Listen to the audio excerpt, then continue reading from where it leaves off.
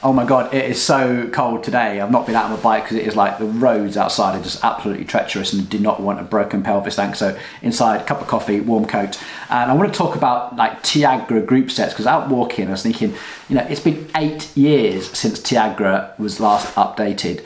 And that's quite a long time. That's a respectable amount of time for a product to have a lifespan. But I do think that it really does need an update now. Same with GRX. It's only been out since 2019, but it really does need an update. And I think with the direction that Shimano take with these two is almost going to bring on that argument of discs and rim brakes again. Talking of which, I won't labour this point too much, but we had a reaction video made to our video where we talked about, you know, you should just let go of your rim brakes, move on, come on, let's just get with it.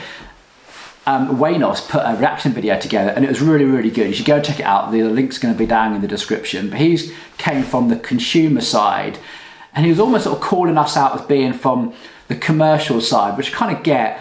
But I do just want to clarify one point, and that is that we are not a bike shop. You know, you cannot walk into our building and buy a bike off the peg, or parts for that matter. And it confuses the hell out of people when they sort of come and visit us and they walk in and they sort of, oh, like, where's all the bikes? Because in the bikes that are in the building that you see in the background of videos, they're all customers' bikes in for service. You know, when we got into this game, I did not want to be, you know, unpacking things and putting them on shelves and manning the till. I wanted to be a bike mechanic just giving great service, and everyone that works here as well is the same. When you come in, you'll give your bike to a mechanic, tell them what work you need doing, they'll do the work, you'll pick it up, they'll talk you through the issues.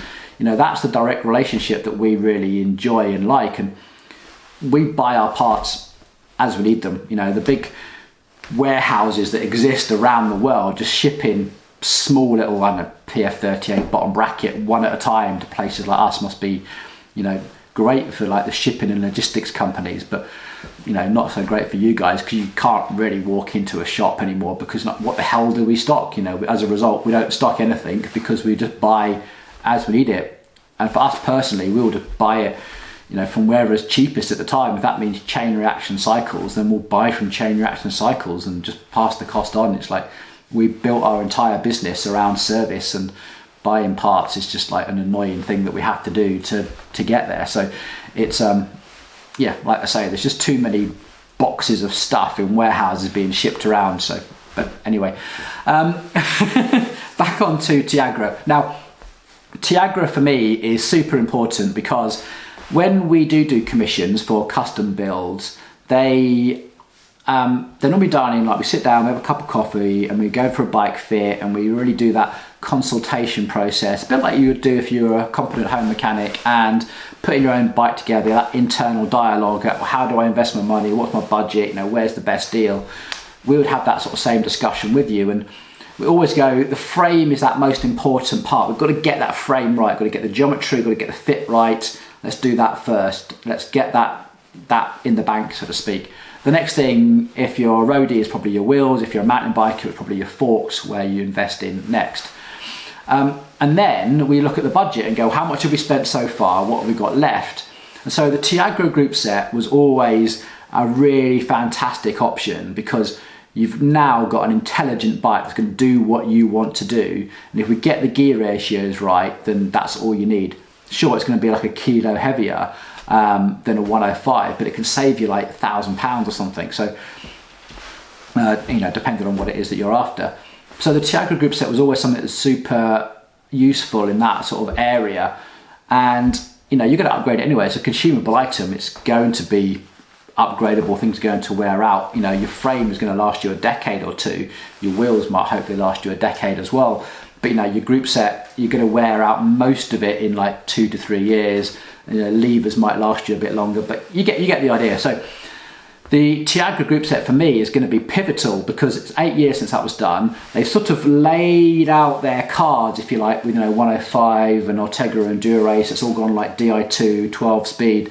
There's, you know, rim brake options only available there in that Tiagra bit. You know, sort of ditch support for that, and you know how you're going to get 11 speed parts now is all sort of becoming a bit cloudy. So the Tiagra group set for me is that needs to go 11 speed because it's going to be, and hopefully compatible, is that anyone running like 11 speed 105 shifters are going to find that super useful in the future. So I hope that's going to come out pretty soon and give us a better clarity on the whole situation. And then of course GRX is a similar sort of thing really. That needs to come up. The gravel scene has become so varied, you know, from racing fast and light into like multi-day bike packing, and they really need that GRX offer to be just as versatile and variable as the whole gravel scene is.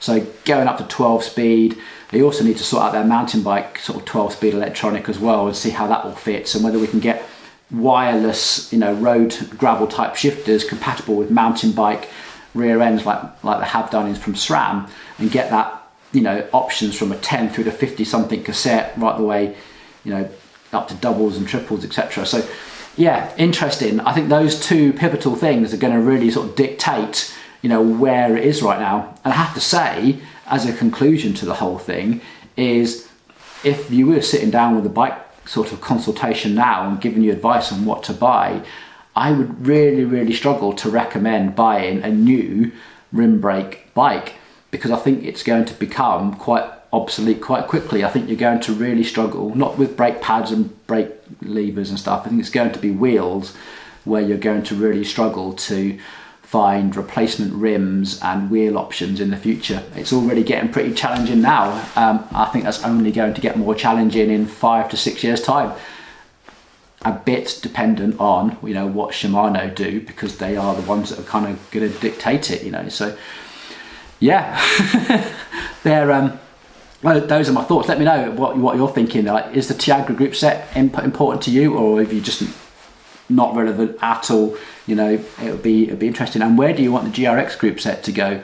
Are you sort of steering yourself towards SRAM because Shimano's not quite got what you want? And is, you know, what do you want to see from Shimano? What's going to fill the gap for you? Put it down in the comments. And like I say, we're just here making content every day that the World Cup is on, chatting cycling, avoiding the World Cup, and just hopefully having a really intelligent discussion between ourselves. So get into the comments, as always, let us know what you think. Right, I'm gonna go and get warm. See you later.